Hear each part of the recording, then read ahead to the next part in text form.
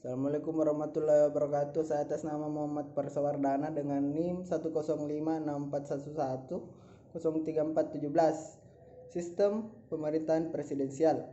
Pada awalnya Undang-Undang Dasar 1945 sudah diamandemen 4 kali, yaitu pada tahun 1999, tahun 2000, 2001, dan 2002. Menurut Jimli, prinsip terpenting yang harus ada dalam sistem pemerintahan presidensial adalah presiden dan wakil presiden merupakan satu institusi penyelenggara kekuasaan eksekutif negara yang tertinggi di bawah UUD. Yang kedua, presiden dan wakil presiden dipilih oleh rakyat secara langsung dan secara politik tidak bertanggung jawab langsung kepada pemilihnya. Yang ketiga, presiden dan wakil presiden hanya dapat diminta pertanggungjawabannya secara hukum apabila melakukan pelanggaran hukum dan konstitusi. Yang keempat, para menteri merupakan pembantu presiden. Yang kelima, untuk membatasi kekuasaan presiden yang kedudukannya sangat kuat sesuai dengan kebutuhan untuk menjamin stabilitas pemerintahan pada masa jabatan presiden tidak boleh dijabat oleh orang yang sama lebih dari 2 masa jabatan.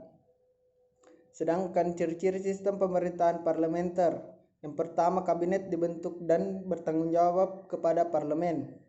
Yang kedua, kabinet dibentuk sebagai suatu kesatuan dengan tanggung jawab yang berada di tangan menteri. Yang ketiga, kabinet mempunyai hak konstitusional untuk membubarkan parlemen sebelum periode kerjanya berakhir. Yang keempat, setiap anggota kabinet adalah anggota parlemen yang dipilih.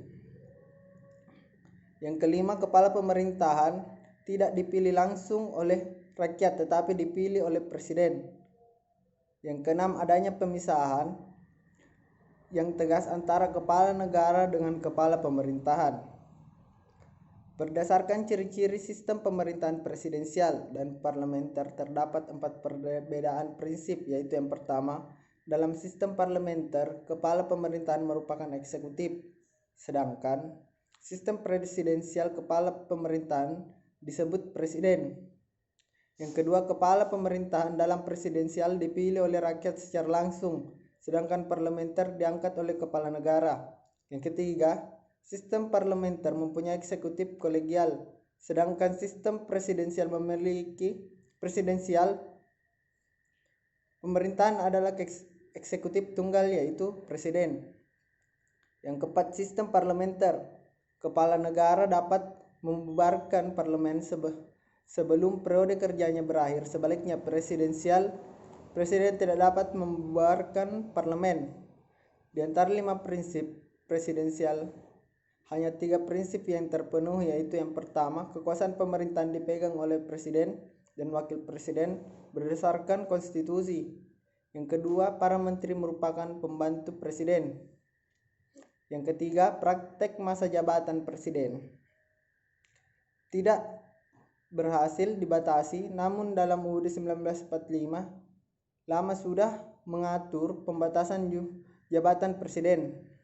Sedangkan 6 prinsip parlementer, hanya 2 prinsip yang terpenuhi, yaitu presiden diangkat oleh MPR dan bertanggung jawab kepada MPR. Yang kedua, presiden dapat diberhentikan dalam masa jabatannya. Alasan memilih sistem presidensial: hasil pemilu tahun 1999, MPR sudah berhasil memperkuat sistem presidensial di dalam UUD 1945. Hal ini dapat dilihat dari yang pertama, dihapusnya beberapa ketentuan UUD 1945 yang membuat prinsip sistem parlementer. Yang kedua, dipertegasnya 5 prinsip sistem presidensial seperti yang dibuat oleh Jimli. Dengan demikian terlihat bahwa MPR berhasil memperkuat sistem presidensial di dalam UUD 1945 hasil perubahan, namun tidak ada alasan mengapa MPR lebih cenderung memilih memperkuat sistem presidensial daripada parlementer. Terima kasih. Assalamualaikum warahmatullahi wabarakatuh.